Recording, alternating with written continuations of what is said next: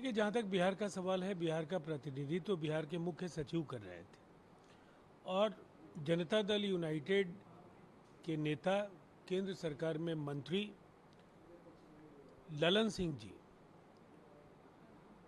भी वहाँ बिहार की नुमाइंदगी कर रहे थे। बिहार के उप मुख्यमंत्री को भी राज्य सरकार ने बिहार का पक्ष रखने के लिए नामित किया था। इसलिए बिहार के प्रतिनिधित्व को लेकर के तो किसी तरीके के सवाल का कोई औचित्य नहीं है। जहाँ तक ममता जी का सवाल है, देखिए वो एक नैरेटिव बिल्ड करने की कोशिश कर रही थी। पहले इंडिया अलायंस को उन्होंने हैसियत बताने का काम किया कि उनके फैसले के खिलाफ उन्होंने शामिल होने का निर्णय किया और साथ ही साथ इस बैठक में आकर बंगाल के हितों की चर्चा करने के बजाय वो एक राजनीतिक एजेंडे पर उन्होंने बात करना शुरू किया। माइक बंद करने का जो उनका आरोप है उसका आधिकारिक तौर पर खंडन किया जा चुका है, इसलिए उस पर दोबारा से कुछ कहने का मतलब नहीं है। लेकिन ये एक अवसर होता है जब आप राज्य के हितों की चर्चा करें और यहाँ सियासत की गुंजाइश नहीं होनी चाहिए। धीरज चौधरी जो धूल विरोधी ममता बनर्जी के रहते उन्होंने कहा कि वो झूठ बोल रही है ममता बनर्जी। देखिए, चूंकि ये आधिकारिक तौर पर ये उनके आरोप का खंडन आ चुका है नीति आयोग की ओर से भी और साथ ही साथ भारतीय जनता पार्टी के अनेक नेताओं ने भी इस पर स्पष्ट तौर पर जानकारी दी है और जो बोलने की प्रक्रिया है निसंदेह सीओ ने स्पष्ट कर दिया है, तो फिर ऐसे आरोपों का कोई मतलब नहीं है। केसी त्यागी ने बात की है कि ममता बनर्जी नीति आयोग की बैठक के बाद वो अपना टाई अप जो है इंडिया अलायंस से तोड़ लेंगे। देखिए, इंडिया अलायंस का कोई वजूद जमीनी तौर पर तो नहीं है। बंगाल में लेफ्ट और कांग्रेस दोनों ममता जी के खिलाफ लड़े हैं। ममता जी ने एक सीट भी कांग्रेस को देने से मना किया। उसी तरह से अगर आप देखें तो पंजाब में आप पार्टी और कांग्रेस एक दूसरे के खिलाफ लड़े, केरल में कांग्रेस और लेफ्ट एक दूसरे के खिलाफ लड़े और दिल्ली जहां आप और कांग्रेस मिलकर लड़े लेकिन विधानसभा चुनाव में फिर एक दूसरे के खिलाफ होंगे, तो फिर इंडिया अलायंस का वजूद क्या है। इसीलिए वो रहे या न रहे बहुत फर्क नहीं पड़ने वाला है। निर्मला सीतारमण ने भी ममता बनर्जी की बातों का खंडन किया है कि उनकी माइक को बंद कर दिया गया था। उन्होंने कहा कि सबको समय अलॉटेड था, उसी में बोलना था।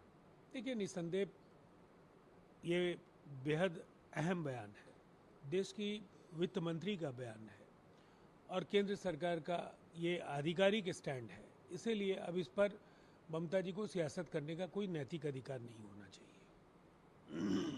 विकास विकसित Bharat 2047 ambition of every Indian can pay active role.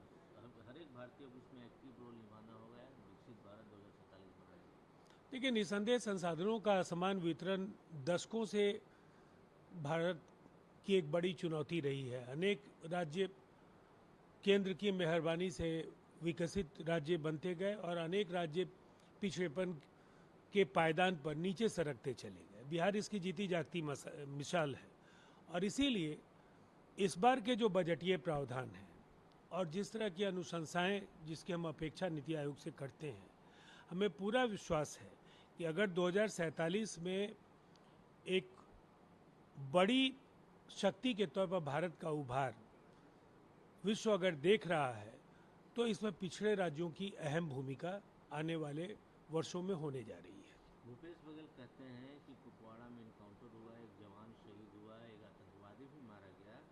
अब तो केंद्र सरकार को समझना चाहिए कि 370 धारा हटाना एक गलत था। मुझे ऐसा लगता है हमारी पार्टी की सैद्धांतिक असहमति धारा 370 से रही है, लेकिन इस बात को नकारा नहीं जा सकता है कि कश्मीर के हालात तो काफ़ी तेज़ी से बदले हैं।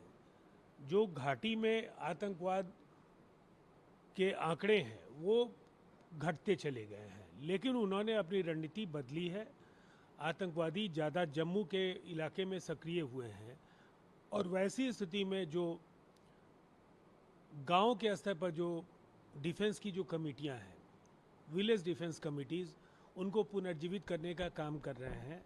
उन्हें सैन्य प्रशिक्षण दिया जा रहा है और आतंकवादियों के खिलाफ प्रामाणिक जानकारी देने के लिए भी उन्हें प्रशिक्षित किया जा रहा है। हालात बदल रहे हैं, इसीलिए ऐसे बयानों का देश की सुरक्षा से जब जुड़े मसले हों तो कोई मतलब नहीं होता है। नीतीश कुमार का नीति आयोग की बैठक में न जाना भी चर्चा का विषय है। ये तो बिल्कुल स्पष्ट किया जा चुका है। पहले भी कई अवसरों पर नीतीश कुमार जी नीति आयोग की बैठक में नहीं गए हैं, और इस बार राज्य की ओर से राज्य के मुख्य सचिव जो बिहार की आवश्यकताएं हैं उस पर एक विस्तृत जानकारी देने के लिए उन्हें नामित किया गया था। राज्य के उप मुख्यमंत्री शामिल थे, साथ साथ केंद्र सरकार के मंत्री ललन सिंह जी भी इस मौके पर थे। बिहार में जो एनडीए के जो बाकी घटक दल हैं उनके भी दो नेता नीति आयोग के सदस्य हैं, चिराग पासवान जी और जीतन राम मांझी जी, तो बिहार का पर्याप्त प्रतिनिधित्व हुआ है।